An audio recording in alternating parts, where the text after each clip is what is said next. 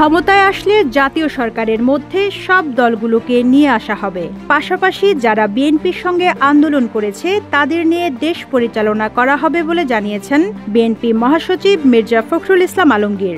এই বক্তব্যে বিএনপির জাতীয় নির্বাচনে জয়ের প্রত্যাশা স্পষ্ট। তবে জামায়াতে ইসলামীর আমিরের মন্তব্য, একদল সরকারে থাকলে অন্য দল থাকবে বিরোধী দলে, রাজনৈতিক অঙ্গনে নতুন এক প্রশ্নের জন্ম দিয়েছে। বিএনপি সরকার গঠন করলে বিরোধী দলে কি থাকবে তাদের দীর্ঘদিনের রাজনৈতিক মিত্র জামায়াতে ইসলামী?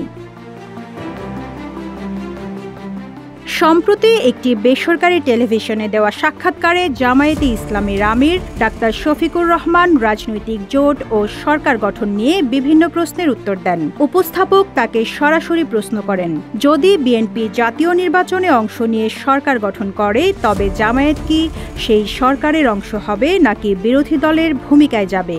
Double million offer Walton fridge কিনে পেতে পারেন 20 লক্ষ টাকা, রয়েছে কোটি কোটি টাকার নিশ্চিত উপহার। এই প্রশ্ন তুলতে উপস্থাপক জাতীয় পার্টির উদাহরণ টেনে আনেন, যেখানে তারা আওয়ামী লীগের সঙ্গে একদিকে সরকারের অংশ ছিল, আবার অন্যদিকে বিরোধী দল হিসেবেও কাজ করেছে। বিষয়টিকে স্বাভাবিক উল্লেখ করে জামায়াতের আমির ব্যাখ্যা দেন, রাজনীতিতে সরকার ও বিরোধী দলের সম্পর্ক পরস্পরের সম্পূরক। তিনি সাইকেলের উদাহরণ টেনে বলেন, সাইকেলের দুটি টায়ার থাকে, একটি সামনের একটি পেছনের।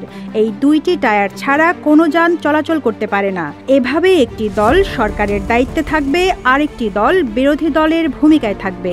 বিরোধী দলের কাজ হলো সরকারের ভালো কাজকে স্বীকৃতি দেওয়া এবং ভুলের সমালোচনা করে সঠিক পরামর্শ দেওয়া।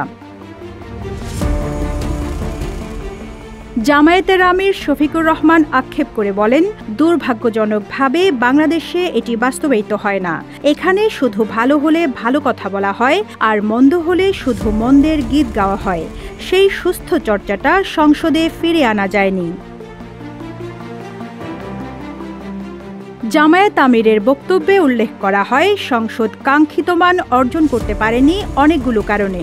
এমন অনেক সংসদ সদস্য ছিলেন যাদেরকে নির্বাচনী এলাকার মানুষ কখনো চোখেই দেখেননি। তিনি কিভাবে জনগণের পালস বুঝবেন? তিনি আরও বলেন, সংসদে এমনও সংসদ সদস্য ছিলেন যারা কথা বলার সময় সমস্যায় পড়তেন এবং লিখিত ড্রাফটও সঠিকভাবে পড়তে পারতেন না। কেবল কোয়ালিটিফুল সংসদই জনগণকে কোয়ালিটি সেবা দিতে পারে বলে মনে করেন জামায়াতের আমির ডাক্তার শফিকুর রহমান। রিজওয়ানা রিন্তি, ইত্তেফাক।